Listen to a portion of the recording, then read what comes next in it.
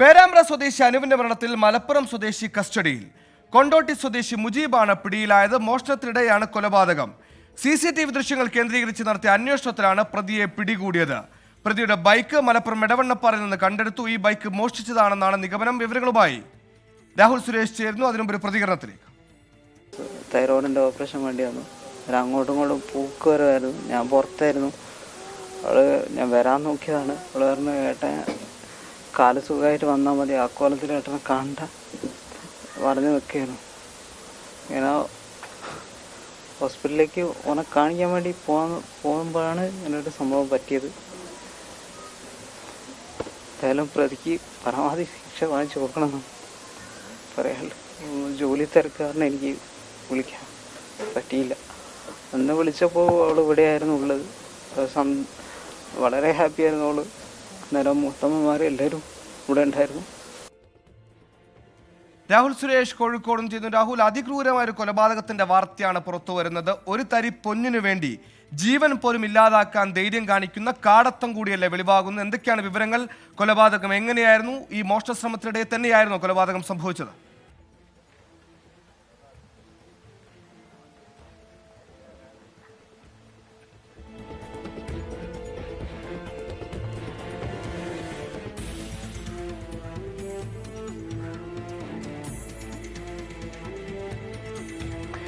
സുഹൈൽ, നമ്മളിപ്പോൾ ഉള്ളത് പേരാമ്പ്രയ്ക്കടുത്തുള്ള മുളിയങ്കൽ എന്ന സ്ഥലത്ത് തന്നെയാണ്. ഈ പോലീസ് പറയുന്ന വിവരം അനുസരിച്ച് ഇവിടെ വെച്ചാണ് കൊലപാതകം നടന്നിട്ടുള്ളത്. പോലീസ് പറയുന്ന നിർണായക വിവരങ്ങൾ എങ്ങനെയാണ്? ഈ ഭാഗത്തു നിന്നും, ഏതാണ്ട് ഈ ഭാഗത്തു നിന്നുമാണ് പ്രതി മരിച്ച അനു നടന്നു വരുന്നത്. അതിനിടെ കേസിലെ പ്രതിയായ മുജീബ് വാഹനത്തിൽ ലിഫ്റ്റ് നൽകി. അതിനുശേഷം ഈ ദൃശ്യങ്ങളിൽ കാണുന്ന സ്ഥലത്തെത്തിയ ശേഷം ബൈക്കിൽ നിന്നും താഴേക്ക് തള്ളിയിടുകയായിരുന്നു.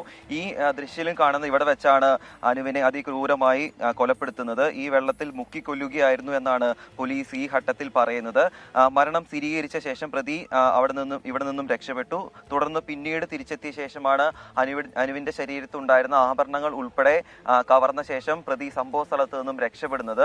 പോലീസ് പറയുന്ന നിർണായക വിവരങ്ങൾ, മട്ടന്നൂരിൽ നിന്നുമാണ് ഈ ബൈക്ക് മോഷ്ടിച്ചത്. ആ ബൈക്കിൽ നിന്നും പ്രതി കൊണ്ടോട്ടിയിലേക്ക് പോവുകയായിരുന്നു. അതിനിടയിലാണ് യുവതിയെ ഇവിടെ വെച്ച് കാണുന്നത്. പിന്നാലെ ആഭരണം കവരാനുള്ള ശ്രമം നടത്തുകയായിരുന്നു. യുവതിയുടെ ശരീരത്തുണ്ടായിരുന്ന മുഴുവൻ ആഭരണങ്ങളും കവരുക മാത്രമായിരുന്നു പ്രതിയുടെ ആദ്യഘട്ടത്തിലുള്ള ലക്ഷ്യം. പക്ഷേ അതിന് തയ്യാറാകാതെ, അതിനുള്ള ശ്രമം ഫലം കാണാതെ വന്നതോടെയാണ് ക്രൂരമായ കൊലപാതകത്തിലേക്ക് എത്തിച്ചതെന്നാണ് പറയുന്നത്.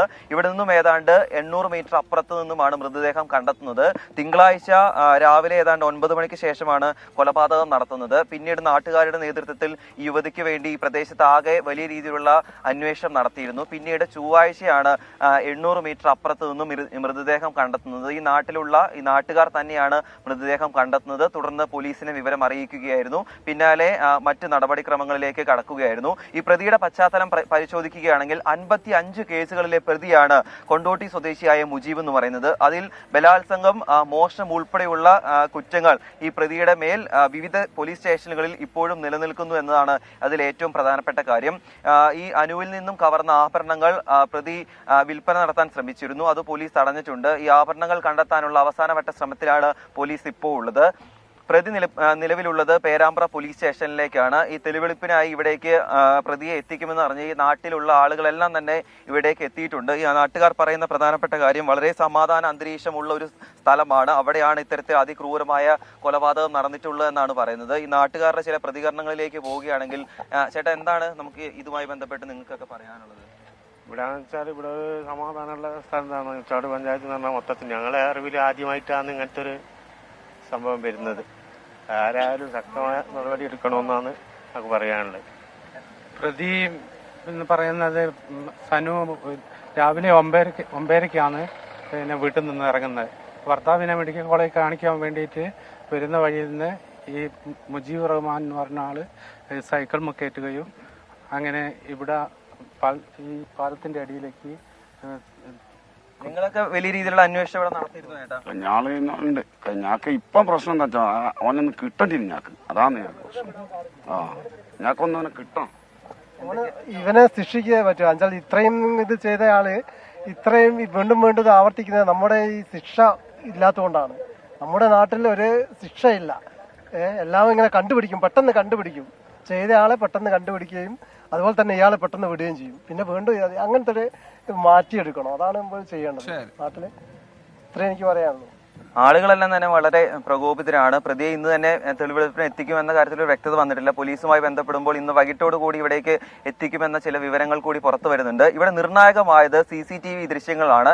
ഈ സമീപത്തുള്ള മുഴുവൻ CCTV ദൃശ്യങ്ങളും പോലീസ് ശേഖരിച്ചിരുന്നു. അതിൽ നിന്നുമാണ് ചുവന്ന കളറിലുള്ള ഒരു ബൈക്ക് കണ്ടെത്തിയത്. ഈ ബൈക്കിനെ തുടർന്നുണ്ടായ അന്വേഷണത്തിലാണ് കഴിഞ്ഞ ദിവസം മട്ടന്നൂരിൽ നിന്നും ഈ ബൈക്ക് മോഷണം പോയത് സംബന്ധിച്ച് മട്ടന്നൂർ പോലീസ് സ്റ്റേഷനിൽ ഒരു കേസ് ഉണ്ടായിരുന്നു. അങ്ങനെ അതിവിപുലമായ അന്വേഷണമാണ് മുജീബിലേക്ക് എത്തിയത്. ഏതാണ്ട് കണ്ണൂർ, കോഴിക്കോട്, മലപ്പുറം ജില്ലകൾ കേന്ദ്രീകരിച്ച് നടത്തിയ അന്വേഷണമാണ് പ്രതിയിലേക്ക് എത്തിയത്. പേരാമ്പ്ര ഡിവൈഎസ്പിയുടെ നേതൃത്വത്തിൽ വിവിധ സ്ക്വാഡുകളായി തിരിഞ്ഞുകൊണ്ടായിരുന്നു അന്വേഷണം.